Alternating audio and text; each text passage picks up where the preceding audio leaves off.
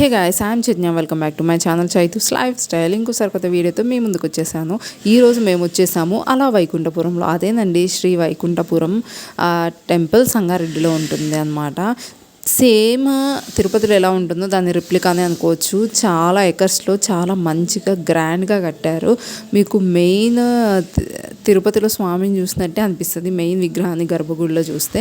And ఇక్కడ చిన్న stalls ఉన్నాయి. నేను వీడియో మొత్తం మీకు గుడి మొత్తం ఎక్స్ప్లోర్ చేస్తాను. నేను ఎక్స్ప్లోర్ చేసిన రోజే అక్కడ టీటీడీ వాళ్ళు కెమెరామ్యాన్ వాళ్ళ యాంకర్ వచ్చి వాళ్ళు కూడా ఆ రోజు టెంపుల్ని ఎక్స్ప్లోర్ చేశారనమాట. అండ్ ఎవరైనా ఫస్ట్ టైం నా ఛానల్ని చూస్తుంటే వెంటనే సబ్స్క్రైబ్ చేసి పక్కన బెల్ ఐకాన్ని యాక్టివేట్ చేసుకోండి. అప్పుడు నా నుండి మీరు ఏ నోటిఫికేషన్ మిస్ అవ్వరు. ఇలా పొలాల్లో మధ్యలో కట్టారు.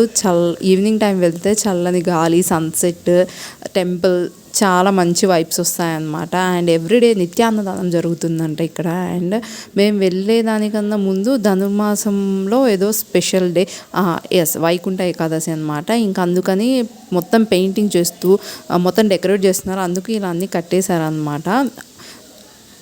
వైకుంఠ ఏకాదశి రోజు రథయాత్ర జరుగుతుందంట. సో చాలా గ్రాండ్గా సెలబ్రేట్ చేస్తారని చెప్పారు. మేము మా రిలేటివ్స్ ఇంటికి వెళ్తే అక్కడ నుంచి అక్కడికి వెళ్ళామన్నమాట టెంపుల్కి. టెంపుల్ చాలా పెద్దది. అండ్ నెక్స్ట్ టెంపుల్ చుట్టూ కూడా ఇలా చిన్న చిన్న విగ్రహాలు ఇవన్నీ ఉన్నాయి. అండ్ మెయిన్ గర్భగుడి చాలా బాగుంది. అది వచ్చేసి నేను చూపిస్తున్నాను కదా, విమాన వెంకటేశ్వర స్వామి. సో మీరు కూడా మొక్కేసుకోండి ఇక్కడ నుంచి. మేము ఇలా ఇంకా ప్రదక్షిణలు చేసి నెక్స్ట్ ఇంకా గర్భగుడిలోకి వెళ్తున్నాం అనమాట.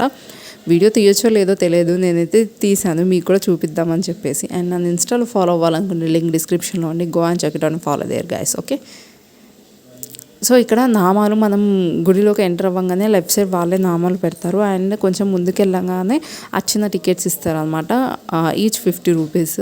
సో అవి తీసుకొని ఇంకా వెళ్ళి అర్చనకి కూర్చొని దర్శనం చేసుకోవడమే. నేను చూడంగానే షాక్ అయ్యాను. నార్మల్ వెంకటేశ్వర స్వామి టెంపుల్ లాగా ఉంటుంది అనుకున్నాను, కానీ అస్సలు ఏమన్నా నా రియల్గా తిరుపతిలో ఆ 7 కొండల వాడిని చూసినట్టే అనిపించింది. అండ్ పక్కన అమ్మవారు. నెక్స్ట్ ఇంకా అర్చన టికెట్స్ తీసుకున్న వాళ్ళందరినీ ఇలా కూర్చోబెట్టారు. స్వామిని చూశారు కదా, ఎంత మంచిగా ప్రశాంతంగా అనిపించిందో నాకైతే. మీరు కూడా చూసి మంచిగా మొక్కేసుకోండి. బయట తులాభారం కూడా ఉంది.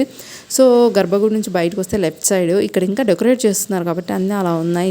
అండ్ నెక్స్ట్ ఇక్కడ ఆంజనేయ స్వామి టెంపుల్కి ఆపోజిట్లో ఆంజనేయ స్వామి టెంపుల్ కూడా ఉందన్నమాట. అక్కడ వాళ్ళందరూ చూసారా, వీడియో తీస్తున్నారు. టీటీడీ వాళ్ళు వచ్చారు. యాంకర్ అంతా ఎక్స్ప్లోర్ చేస్తూ ఉంది అక్కడ. అండ్ గుడిలోంచి ఇలా కొంచెం బయటి వైపుకు వెళ్తే కోనేరు కూడా ఉంది అక్కడ.